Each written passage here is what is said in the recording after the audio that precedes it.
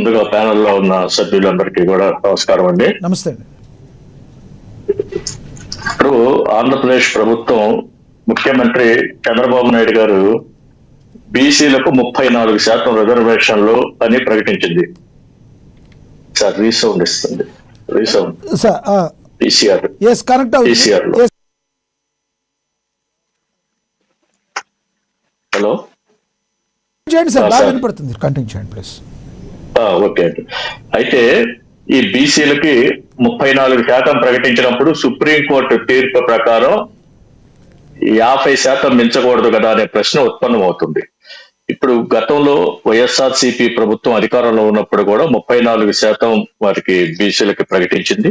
అప్పుడు ఎస్సీలకి 19%, ఎస్టీలకి 7%, బీసీలకు 34%, మొత్తం 60% అయింది. దాన్ని న్యాయస్థానాల్లో నిలిపివేయడం వల్ల వాళ్ళు మరలా 24%కే పరిమితం కావాల్సి వచ్చింది. అయితే ఇక్కడ ఒక చిన్న క్లారిటీ ఇప్పుడు లోపించింది. ఏంటంటే బీసీలకి 34% అనేది న్యాయబద్ధంగా నిలబడుతుందా లేదా అనేది ఒకటి. అట్లా అని అది పూర్తిగా చట్ట విరుద్ధము అనేది కూడా చెప్పలేము. దాన్ని ఏ రకంగా అమలు చేస్తారు అనే దాని మీద ఈ ప్రభుత్వం తుది నోటిఫికేషన్ ఇస్తే గానీ తెలియదండి. అంటే ప్రభుత్వం స్థానిక సంస్థల్లో ఇప్పుడు ఉన్న ఎస్సీ ఎస్టీ రిజర్వేషన్లకి అదనంగా 34% ఇస్తుందా, లేకపోతే టోటల్ గా కలిసి 50%కి లోబడే విధంగా 34% గరిష్ట పరిమితిగా పెట్టి అమలు చేస్తుందా అనేది ఇప్పటి వరకు ప్రభుత్వం స్పష్టం చేయలేదు. అది తుది నోటిఫికేషన్ లో ఇచ్చిన తర్వాత గానీ దాని మీద ఒక క్లారిటీ రాదని నేను అనుకుంటున్నాను. ఎందుకనంటే అండి, ఇప్పుడు చాలా చోట్ల సుప్రీంకోర్టు తీర్పు ప్రకారం ఒక 3 అంశాలని ట్రిపుల్ టెస్ట్ అనేది ఒక 3 పెట్టింది. అది పెట్టినప్పుడు ఈ రాజకీయ వెనుకబాటుతనం పైన ఒక కమిషన్ ఏర్పాటు చేయాలని, తర్వాత ప్రతి స్థానిక సంస్థను కూడా ఒక యూనిట్ గా పరిగణించి బీసీ రిజర్వేషన్లు ప్రత్యేకంగా నిర్ణయించాలని, తర్వాత ఎస్సీ ఎస్టీ బీసీ రిజర్వేషన్లు మొత్తం కలిపి కూడా 50% దాటకూడదని అది సూచించింది. దీని ప్రకారం చూస్తే ఇప్పుడు 2011 జనాభా లెక్కలు మాత్రమే మనకు అందుబాటులో ఉన్నాయండి. కొత్తగా ఉమ్మడి జిల్లా ప్రాతిపదికగా తర్వాత 2011 తర్వాత ఇప్పుడు కొత్త గణాంకాలు మనకి ఇంకా రాలేదు అందుబాటులోకి. దాని ప్రకారం ఎలా వస్తూ ఇప్పుడు పాత గణాంకాలనే పరిధిలోకి తీసుకుంటే ఇప్పుడు ఒక శ్రీకాకుళం జిల్లా మినహా ఎక్కడ కూడా 34% అమలు చేసే అవకాశం లేదు. ఎందుకంటే ఒక శ్రీకాకుళం జిల్లాలో మాత్రం ఎస్సీలకి 9.4%, ఎస్టీలకు 6%, మొత్తం కలిపి 15%కి మించాల. కాబట్టి బీసీలకు 34% అమలు చేసినా గానీ అక్కడ 49.6%కి మించదు. కాబట్టి ఉమ్మడి శ్రీకాకుళం జిల్లాలో ఆ విధమైన ఇబ్బంది రాదు. ఇక మిగిలిన జిల్లాల్లో అడ్జస్ట్మెంట్స్ అంటే బీసీలకు 34% అనేది గరిష్టమైన హక్కు. మనకు పంచాయతీ ఒక మండలము జిల్లా యూనిట్ గా తీసుకొని డివైడ్ చేసినప్పుడు ఆ రిజర్వేషన్లు అనేది మారుతా ఉంటుంది, ఫిక్స్డ్ గా ఉండదు. ఇప్పుడు ఎస్సీ ఎస్టీ జనాభా ప్రాతిపదికన ఆ జనాభాకి కేటాయించిన రిజర్వేషన్లకు పోను మిగిలిన బీసీ రిజర్వేషన్లు కేటాయించాలి. బీసీ రిజర్వేషన్లు మొత్తం కలిపి 50% మించకూడదు. ఆ ప్రకారం చూసుకుంటే ఇప్పుడు అనంతపురం, కడప జిల్లాలో ఇప్పుడు ప్రస్తుతం అమల్లో ఉన్న 24% కంటే ఎక్కువే వస్తాయి. దాదాపు 31% బీసీ రిజర్వేషన్లు అమలు చేసే అవకాశం ఉంటుంది అక్కడ 34% వరకు. అట్లాగే 25 ఇప్పుడున్న రిజర్వేషన్ల కంటే అదనంగా మరో 8 జిల్లాల్లో అమలు చేయొచ్చు. అయితే ఒక్క నెల్లూరు, ప్రకాశం జిల్లాల్లో మాత్రం ఇప్పుడున్న దానికంటే కూడా తగ్గే అవకాశం ఉంది. ఇదంతా కూడా ఇప్పుడు 2011 అందుబాటులో ఉన్న గణాంకాల ప్రకారం ప్రభుత్వం ఒక గవర్నమెంట్ యాబ్స్ట్రాక్ట్ లో ఉన్న వివరాల ప్రకారం నేను చెబుతున్నది. అయితే వీటిని ఇప్పుడు 28 జిల్లాలుగా విభజించిన తర్వాత అవి మారచ్చు. అందుకని తుది నోటిఫికేషన్ లో ఎలా ఉంటది అనేది చూడాలి. ఇంకొక ముఖ్యమైన అంశం ఏంటంటే ఇప్పుడు బీసీలకి ఇప్పుడు ఎస్సీ ఎస్టీ రిజర్వేషన్లకి 16% కంటే ఎక్కువ ఉన్న దగ్గర బీసీలకు 34% వచ్చే అవకాశం లేదు. అటువంటి చోట బీసీలకి పార్టీ పరంగా రిజర్వేషన్లు అమలు చేసే అవకాశం ఉంది. నిన్న వారి ముఖ్యమంత్రి గారు కూడా మేము పార్టీ పరంగానైనా అవకాశం చేస్తా ఉంటారు. ఎందుకంటే ఇది ఈ విధమైన చట్ట పరిమితులకు లోబడే చేస్తారని నేనైతే అనుకుంటున్నాను. గతంలో వైఎస్ఆర్సీపీ హయాంలో జరిగిన ప్రయత్నం కానీ, తెలంగాణలో జరిగిన ప్రయత్నం కానీ, న్యాయస్థానాల్లో చుక్కెదురైన సందర్భాన్ని ఇటు పరిగణలోకి తీసుకోకుండా అంత గుడ్డిగా చేయటం వల్ల ఇది అవుతుందని నేను అనుకోవటంలో. అందుకని ఈ స్థానిక సంస్థల్లో రేపు యూనిట్లుగా విభజించిన తర్వాత తుది నోటిఫికేషన్ లో ఎస్సీ ఎస్టీ రిజర్వేషన్లకు పోను మిగిలింది రిజర్వేషన్లు బీసీలకు కేటాయించి 50% మించకుండా చూసే అవకాశం ఉంది. అలాంటప్పుడు 34 కంటే తక్కువ వచ్చిన చోట్ల పార్టీ పరంగా రిజర్వేషన్ అమలు చేసే అవకాశం కూడా ఉంది. అది కూడా వారి సిద్ధాంతంగా చెబుతున్నారు. నిన్న ముఖ్యమంత్రి గారు కూడా అదే చెప్పారు, పార్టీ పరంగా కూడా అమలు చేస్తామని చెప్పేసి.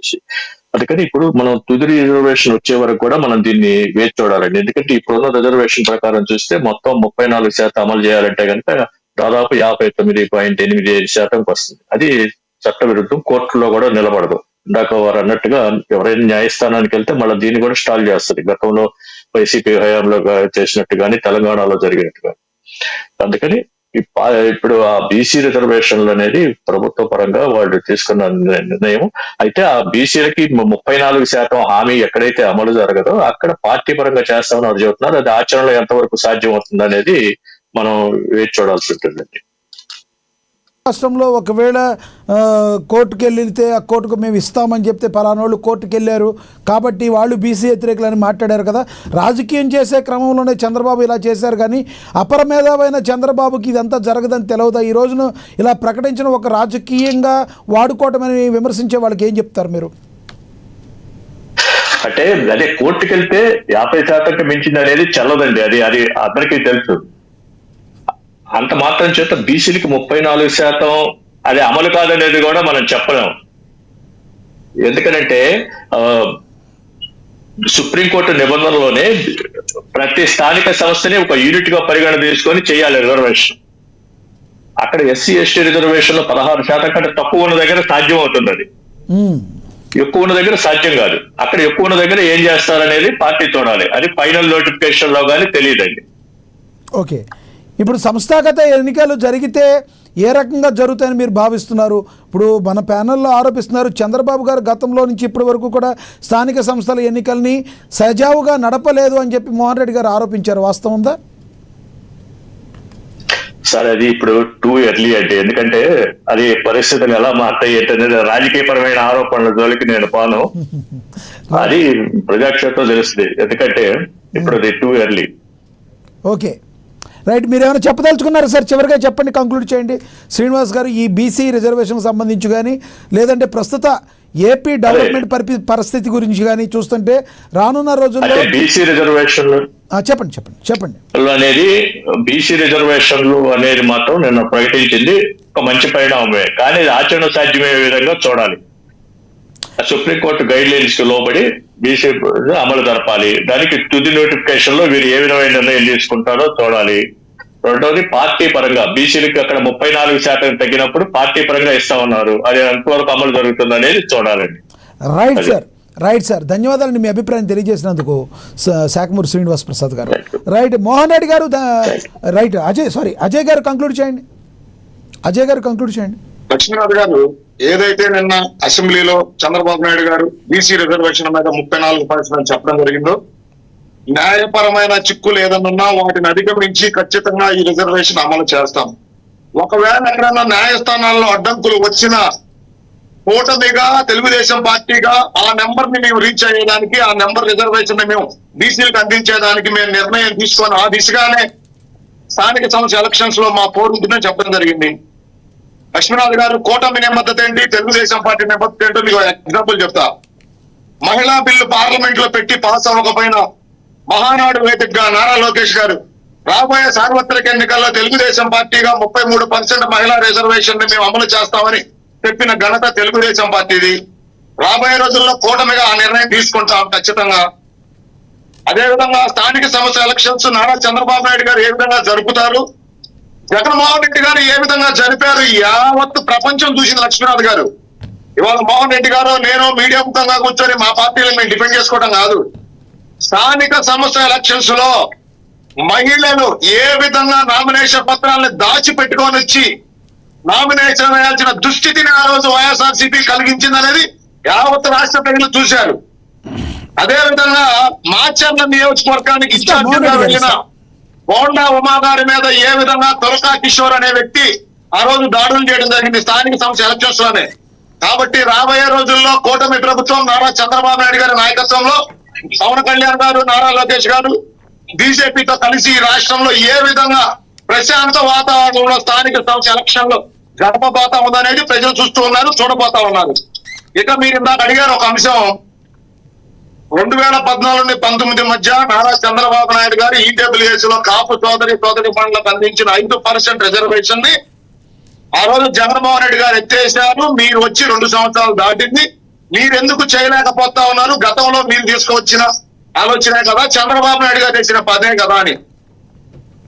ఈ రోజు ఏదైతే చంద్రబాబు నాయుడు గారు ఆ రోజు కాపు సోదరి మండలికి న్యాయం జరగాలని ఆ రిజర్వేషన్ తీసుకొస్తే, ఆ రోజు జగన్మోహన్ అధికారంలోకి వచ్చిన తర్వాత అమ్మమ్మ దీన్ని నేను అమలు చేయలేను, నా వల్ల కాదని చెప్పి ఏ విధంగా ఆయన పక్కన పెట్టాడు.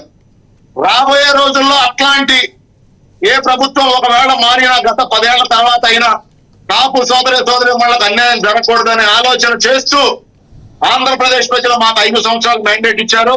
ఇప్పుడు స్థానిక సంస్థ ఎలక్షన్లు రాబోతున్నాయి కాబట్టి బీసీ సోదరుల రిజర్వేషన్ అసెంబ్లీ సాక్షిగా నారా చంద్రబాబు నాయుడు గారు అనౌన్స్ చేయడం జరిగింది. అదే విధంగా రాబోయే రోజుల్లో ఏ విధంగానైతే ఈడబ్ల్యూఎస్పీ మీరు మాట్లాడారో ఖచ్చితంగా దాని దిశగా కూటమి పని చేస్తుంది. పవన్ కళ్యాణ్ గారు నారా చంద్రబాబు నాయుడు గారితో ఆ అంశం మీద చర్చ జరపలేదని మీరు ఎందుకు అనుకుంటా ఉన్నారో నాకు అర్థం కావటం లేదు. గతంలో జగన్మోహన్ రెడ్డి ఆ అంశాన్ని ఎత్తివేసినప్పుడు కాపు ఉద్యమ నేతగా చెప్పుకునే ముద్దగడ పద్మనాభం గారు ఆయన వెంట తిరిగినప్పుడు ఈ క్వశ్చన్ ఎవరో వేయలేదు. ఈ రోజు అంబటి రాంబాబు గారు నేను కాపు టైగర్ అని చెప్పుకుంటాడు. మరి అదే జగన్మోహన్ రెడ్డి గారు చుట్టూ ఆయన ప్రదర్శనలు చేస్తాడు. మీకు మరి వాళ్ళని ఎందుకు అంటే question అజయ్ గారు మీకు చేస్తున్నారు? క్వశ్చన్ లైట్ అదే విధంగా ఇంపార్టెంటా? అజయ్ గారు ఒక మాట, మీకు క్వశ్చన్ లైట్ ఇంపార్టెంటా లేదు అంటే మీకు రిజల్ట్ ఇవ్వటం ఇంపార్టెంటా? రిజల్ట్ మీకు ఇచ్చేసారుగా, అది ఆయన చేయలేదు కాబట్టే ఆ సామాజిక వర్గం కూడా మీ కుటుంబం వైపే నిలబడింది కదా. రిజల్ట్ ఇంపార్టెంట్ గా క్వశ్చన్ చేయకపోతే ఏముంది? నేతలు క్వశ్చన్ చేసి ప్రజలు మీ వైపే ఉన్నారుగా. అప్పుడు లక్ష్మీనాథ్ గారు మేము అదే చెప్తా ఉన్నాం మీకు, మీరు అదే వింటల్లా.